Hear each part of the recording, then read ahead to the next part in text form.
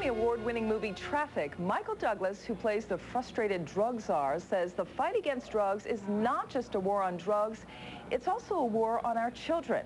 That's the framework in which we will discuss today's tough call. Republican Congressman Mark Souder sponsored the passage of a bill in 1998 to attack the drug use of college students. The law is being enforced for the first time by the Bush administration this year. That law, in effect, makes any college student convicted of possession or selling drugs ineligible for financial aid for a maximum of 2 years. Repeat offenders could lose their eligibility permanently.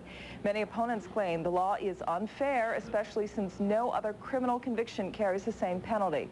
So is this law a fair tool in fighting drug use?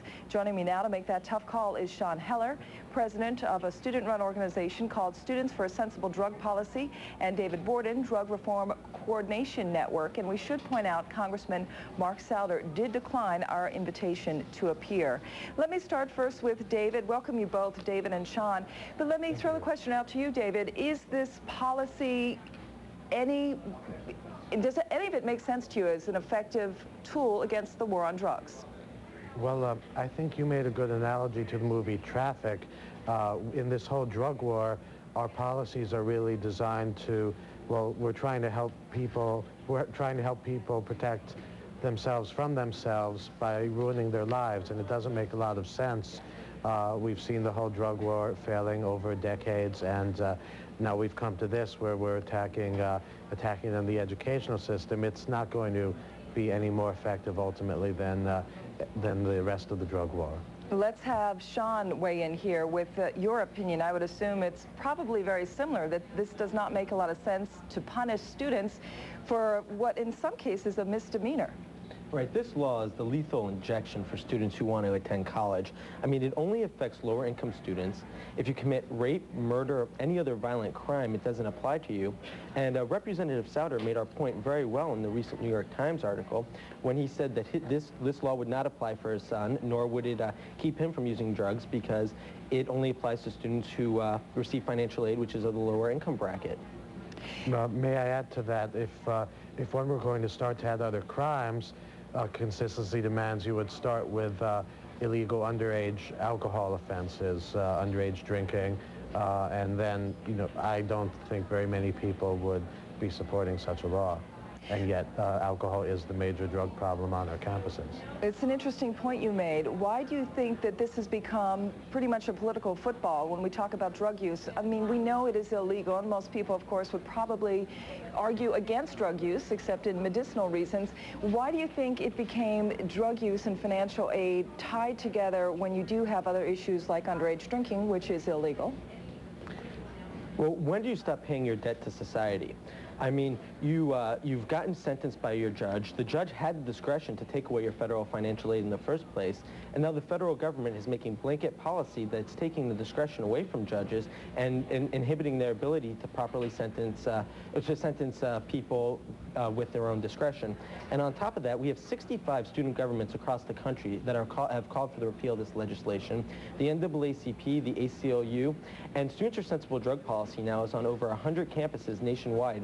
And this law will be repealed. It only affects lower income students, and it only applies to drug convicts and completely ignores every other type of crime. And we want the repeal of this, and then we could talk about campus drug use, we could talk about campus drug abuse, and come up with some real ways to deal with it, and not just knee-jerk reaction legislation that isn't going to have any effect, but to cost the educational opportunities of thousands of students. I want to bring David back in here because the point being that it impacts low-income students. These are the students that need financial aid most, and as you alluded to earlier, perhaps turn their lives around if they get a good college education. That's your issue, correct? That is one of the issues. There's another major issue that our drug war is being waged in a racially discriminatory fashion.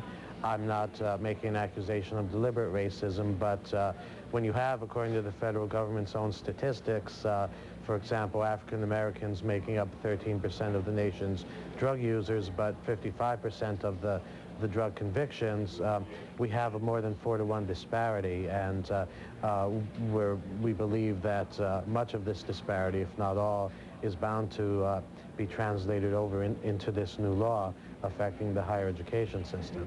David, if this new law is too harsh, what other way is there to try to curb drug use? I mean, sometimes when you have a harsh punishment, the message is there. Well, there are already very harsh punishments in place for drug offenses under the criminal justice system, so we don't believe that educationally or for criminal justice reasons there's a good reason to level the second punishment that only affects the lower income. There are any number of positive approaches to take towards drug abuse. Drug education, for example, as well as bringing in public health officials to come in. And these are people who deal with drug abuse situations on a daily basis and who should be dealing with drug abuse on campus, rather than having Representative Souter from Indiana who makes blatant legislation for people all across the country, rather than public health people who deal with this every day. Shawn, right, let me just jump in and play devil's advocate a little bit for Shawn. What do you say to the student who works all the time to pay for college themselves, doesn't have time to sit around and party? And how would you answer that argument? Look, you guys, I don't mean you, I mean these students using drugs, sitting around, and somebody's paying for their way to go to college. How do you answer that voice? Well, we see education as a solution to many of our nation's problems, and ultimately we feel that if you take these students who may be at risk, who may be using drugs or had a drug abuse problem in the past, and you put them in a college environment and allow them to succeed, they're going to end up becoming productive taxpayers and people who are going to be contributing and actually costing less on society, rather than a simple financial grant or loan that was given to them, because the majority of what we're talking about here is federal loans that have to be paid back anyways. So take these students and take them out of the educational system, and then where do they go? And again, it comes back to the major drug issue on campuses is alcohol. Recent news on that front included the president's daughter in that as a college freshman. And so if we're going to be at all consistent, that we need to include the drug illegally used under 21, that is the major issue on the campuses. David, when do you think this law might be appealed? Well, we are hoping to repeal it this session of Congress when the Higher Education Act comes up for reauthorization, which it does every 4 years, the spring, possibly the fall. And if things go well, then that will happen. David Borden, Shawn Heller, unfortunately we're out of time, but thanks for joining me on what is a tough call. Appreciate it. Stick around. Market Call will be right back.